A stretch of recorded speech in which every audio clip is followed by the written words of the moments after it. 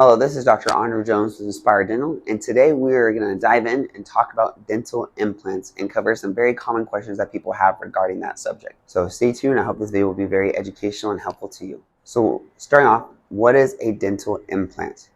A dental implant is something that looks like a screw, and it's made of titanium, and implants have a special coating on the outer surface of them that when they are placed in someone's jaw to replace either a missing tooth or missing teeth, once they are screwed into your jaw, it allows your bone from your body to grow into the implant, which locks that screw into the jaw.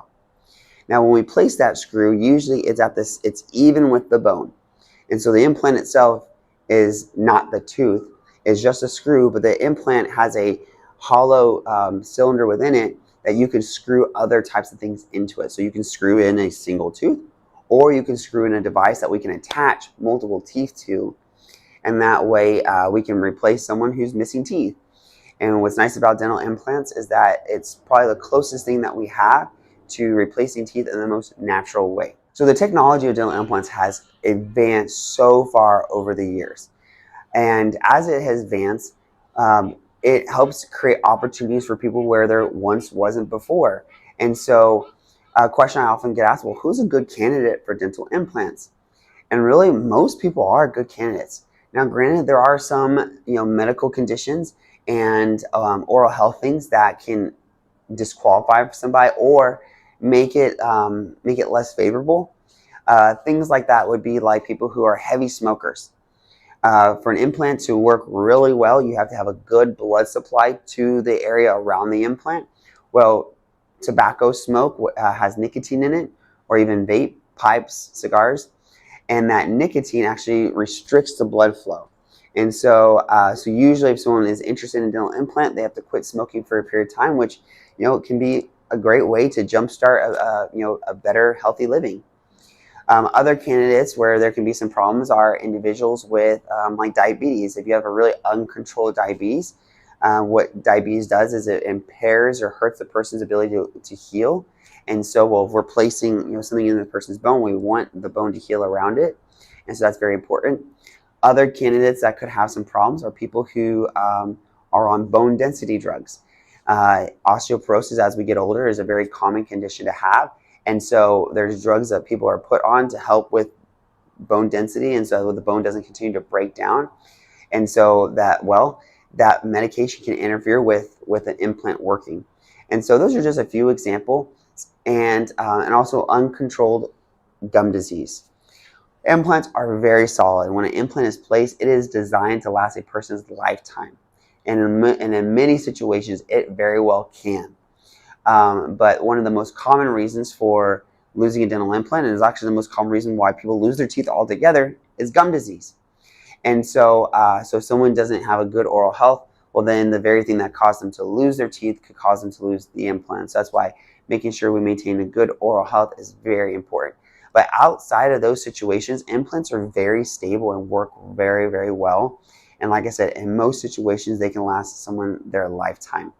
And the majority of the time they do. So like as I was mentioning, how there's been such an advancement in implant technology, and there's a variety of dental implants. So if you Google dental implants, oh my gosh, you're going to be bombarded with so many different options. And so there's things that are mini implants, there's things that are like regular full-size implants. And so how do you know which one to get? And so, well, they have different scenarios. So a traditional regular type of implant is more so used when you're trying to replace a single tooth, or even if you're trying to replace multiple teeth. A mini implant is where someone has had so much bone loss, we can't fit a regular size implant in there. But we really still want to replace a person's teeth.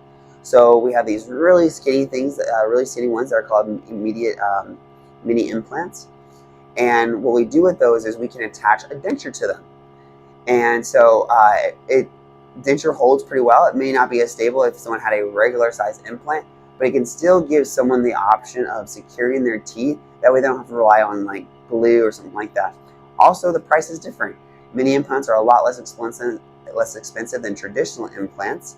And so, so for that reason, it also can give someone an option where if they didn't have a lot of money available to them, that they could choose something that that still, like I said, will help secure their teeth without relying on just glue. So the process of getting a dental implant, the way it works is, if you are already missing a tooth, then we check the bone.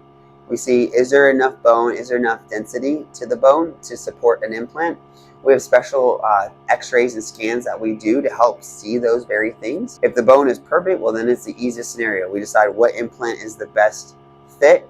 In my office, we're always going to customize the implant that we want, and so we're not going to just put a one size fits all. No, we work with companies where we can choose a custom implant to fit that area the best. And then after you place the implant in the bone, you have to allow 3 months of healing.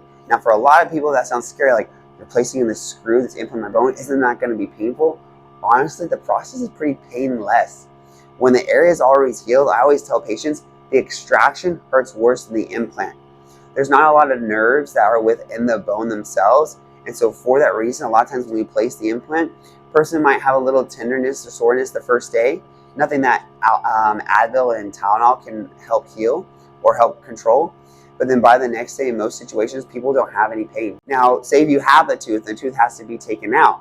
Our goal is to always try to put an implant at the same time the tooth is coming out. Why? Because it speeds up the healing by twofold. If we can put the implant at the same time, means you're going to be getting the tooth on that implant a lot faster. Also, it helps when restoring the bone.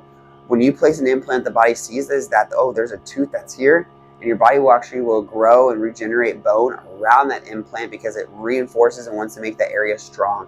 So it actually can help with the formation and growth of bone. And then after the healing process is complete, it's 3 to 4 months later, we're able to now attach a tooth to that implant. And lastly, the scenario is like, well, what if my bone, my tooth has to come out, but I can't get an implant at that time? Then what we do is we have special bone materials that we get from medical companies, and we place those where the tooth was. And so we take out the bad tooth, we pack in some bone, we build the bone up, and we just let it heal. After letting it heal for 3 months, we come back a few months later, and at that appointment is when we then place the implant, and then you have to get it another 3 to 4 months then when you come back to add the tooth on. So that's why I mentioned, like, it's always our goal to try to get an implant in there as quickly as possible, just because it cuts down your time without having a tooth. And so I've already kind of mentioned this, but just to kind of reinforce this, people ask me, well, how long does a dental implant last? A dental implant, the expectation of it is that it's going to last you your lifetime.